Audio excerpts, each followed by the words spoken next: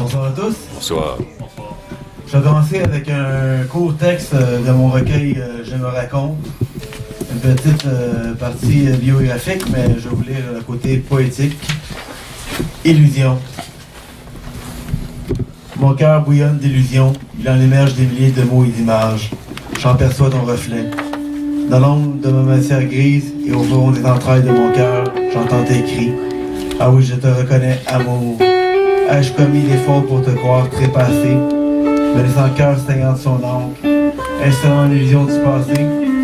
Ton odeur comme ton sourire hante mes sentiments. Tant de larmes versées pour toi, ici et maintenant sous de nouvelles formes, te séduire encore une fois.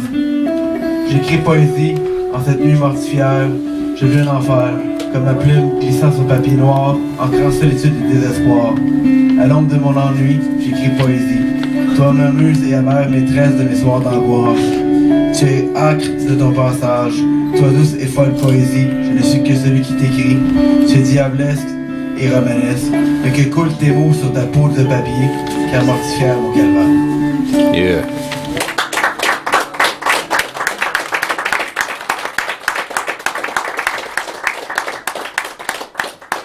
Comme bien des poètes, j'ai écrit un livre sur l'amour pour une de mes anciennes conjointes qui est une escorte. C'est mon parcours de vie. Alors, je ne lirai pas ces genres-là, je vais faire plutôt un texte qui s'appelle Le Nouveau Monde. C'était pour voir, c'est ma vision de comment je verrais un monde meilleur pour demain. Le Nouveau Monde.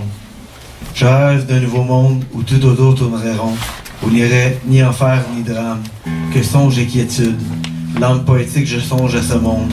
Un monde sans mensonge, un monde présent qui s'éteint, mais un monde de demain souverain, où il serait bien de s'entendre comme des milliards d'humains. Bravo.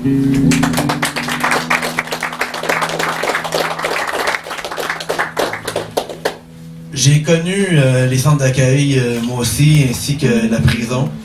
Mais la plus grande prison, je pense que c'est la prison intérieure, car on est derrière bien des masques qu'on peut se mettre dans la vie. Alors, je vais vous lire un texte qui s'appelle La loi de la rue, qui a été récité par mon ami le père Élie Roger Tabra, mon premier lancement de mon premier livre. La loi de la rue. La loi de la rue, c'est la loi du silence, celle du milieu d'appartenance, qui certaines circonstances mènent à une délivrance. Des fois, il vaut mieux engouffrer ce que l'on sait, on peut l'exprimer par la créativité. Au lieu, aimer sans préjugés, sans penser au futur, malgré toutes les tortures que l'on endure, celles qui m'ont fait la vie dure. J'ai trouvé plusieurs façons de m'affirmer, sans blesser les personnes à mes côtés. Ces feux de délivrance là à ses côtés. Dieu sait comment cela nous a soulagés. Ensemble, on a décidé de grandir, de changer notre mentalité, que la peur avait entachée, pour aller au-delà des préjugés. Ensemble, on a marché vers notre destinée, notre spiritualité.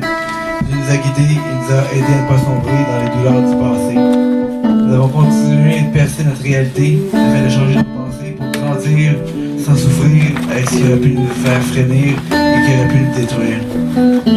C'est sûr, un jour on va crever, mais au moins on aura marché vers les chemins les moins fréquentés. Avec noblesse, on aurait retrouvé notre richesse et qui nous aurait permis d'échapper à la tristesse. Les préjugés ne sont qu'une manière d'étouffer notre jugement. Qui a dit qu'on ne peut pas changer notre mentalité? Il faut persévérer, continuer à croire en nos buts, afin d'apaiser notre souffrance ou notre milieu d'appartenance et simplement accepter et aimer la personne que l'on est. Bravo.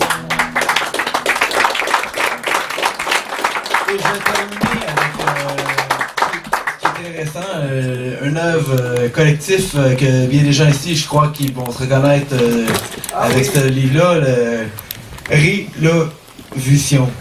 Yeah. Ouais. Page 111 pour ceux qui veulent me suivre directement.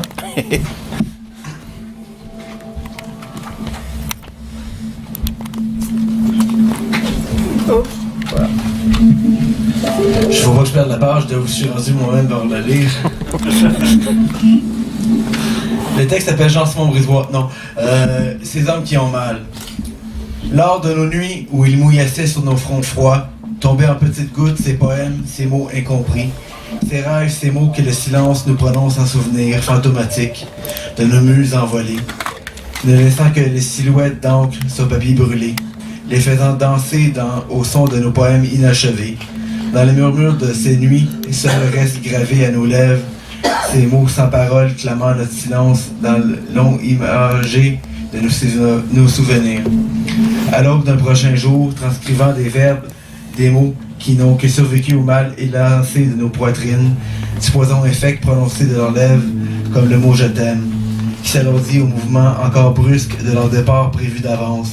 Appelez-nous dans la nuit tel le cri d'un animal sauvage qui aurait enfanté le nerf de vos cuisses, tel un tsunami qui aurait survécu à votre beauté, donnant naissance en ces quelques mots, quelques pleurs asséchés sur nos visages, tel un miroir qui prononce et réclame que la vertu de vos mensonges, abandonnant à la vie l'essence de ce qui fut, néant pour redonner à la lumière, du jour l'éclat de nos sourires. Ce qui nous ont donné à la rechercher dans la nuit en espoir de vous retrouver, ô vous muses célestes pour qui nous sommes, gardiens de vos nuits, s'évanant dans vos souvenirs. Merci. Bravo.